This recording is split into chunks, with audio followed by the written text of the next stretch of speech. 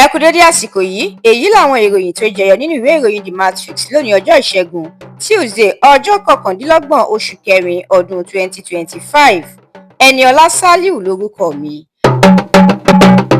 Ẹgbẹ́ òṣèlú APC ti kí Òbórèvórì, Okowa àtàwọn yòókù káàbọ̀ sínú ẹgbẹ́ náà. Shettima tó jẹ́ igbákejì ààrẹ ní wọn kì í ṣe àlejò, àwọn jọ ní ẹgbẹ́ òṣèlú APC ni. Nínú ọ̀rọ̀ Òbórèvórì àti Okowa, wọ́n ní dídarapọ̀ mọ́ ẹgbẹ́ òṣèlú APC kúrò ní ohun tí èèyàn kàn lè fojú kèrèmí wò. Wọ́n ní ìtẹ̀síwájú ńlá ló jẹ́. Bafarawa sọ̀rọ̀, ó ní ìmọ̀tara ẹni nìkan ló wá ń gbilẹ̀ báyìí nínú òṣèlú Nàìjíríà. Ìgbìmọ̀pọ̀ láti yẹ àga nídìí ààrẹ Tinubu lọ́dún 2027 ti dàbí ẹni pé kò fi bẹ́ẹ̀ fẹsẹ̀ múlẹ̀ bíi ti tẹ́lẹ̀ mọ́ báyìí o. Nínú ọ̀rọ̀ El-Rufai nígbà tó ń bá Emir Sanusi kejì sọ̀rọ̀, ó ní ẹgbẹ́ òṣèlú SDP ní káwọn èèyàn tún máa bójú wò báyìí kí wọ́n dijú sí APC àti PDP. Kyamo ní a gbọ́dọ̀ dìbò fún ààrẹ Tinubu fún sáà ẹlẹ́ẹ̀kejì kó lè ṣiṣẹ́ àṣeparí àtúntò tó gùn lé. Onídàájọ́ Inyang Edem Ekwo ti ilé-ẹjọ́ gíga ìjọba àpapọ̀ tó fìdí kalẹ̀ sí ìlú Àbújá ti dá ẹjọ́ tó wà níwájú rẹ̀ pé kí ààrẹ àná lórílẹ̀‐èdè yìí Muhammadu Buhari àti gómìnà tẹ́lẹ̀ fún ilé ìfowópamọ́ àgbà lórílẹ̀‐èdè yìí CBN ìyẹn Godwin Emefiele san owó ìtanràn bílíọ̀nù kan náírà lórí pé àwọn ni wọ́n wà nídìí àìrówóná lásìkò àtúntẹ̀ owó náírà wa lọ́dún 2023 nù bí omi ìṣanwọ́.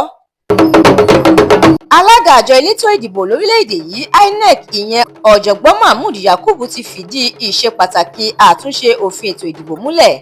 Ó ní ó ṣe pàtàkì púpọ̀ láti fún ìṣèjọba àwarawa lórílẹ̀‐èdè yìí lágbára.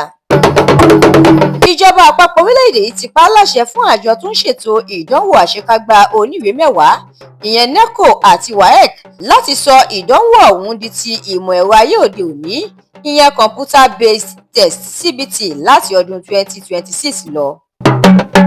Ìgbìmọ̀ ìṣàkóso láàfin Póòpù nílẹ̀ Róòmù ti fi ìkéde síta lánàá òde yìí pé ọjọ́ keje oṣù karùn-ún ni ètò máa bẹ̀rẹ̀ láti yan Póòpù tuntun míì lẹ́yìn ikú Pope Francis. Ìgbìmọ̀ ètò ìdájọ́ ní ìpínlẹ̀ Kánò ti já ìwé lọ́gbélé fún àwọn akọ̀wé ilé-ẹjọ́ méjì kan.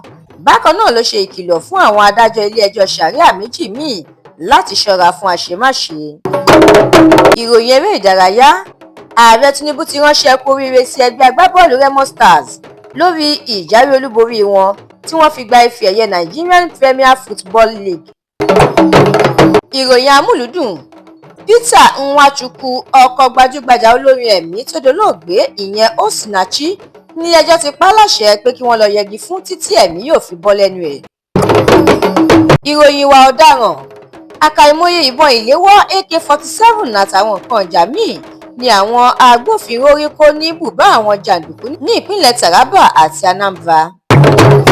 Àwọn iléeṣẹ́ ọlọ́pàá ìpínlẹ̀ Èkó ti arábìnrin kan tó gbẹ̀mí bàbá ẹni ọdún 45 lágbègbè Ọba. Arákùnrin ọlọ́kadà kan ti ṣalábàápàdé ikú òjijì pẹ̀lú bó ṣe lọ forí sọ ọkọ̀ àjàgbé kan nígbà tó ń pè lórí ẹ̀rọ ìbánisọ̀rọ̀ rẹ̀ lásìkò tó ń gun ọ̀kadà lọ lágbègbè Ìkẹjà lÉkòó. Ẹ̀kúnrẹ́rẹ́ àwọn ìròyìn yìí àtàwọn ìròyìn míì lẹ́ ò láǹfààní láti jẹ̀gbádùn tí ẹ bá darapọ̀ tí ẹ sì tẹ̀lé TheMatrix lórí Facebook, Instagram, TikTok, YouTube àti X. Àdúrà mọ́mi Balógun ló ṣe òǹgbùfọ̀ ìròyìn yìí.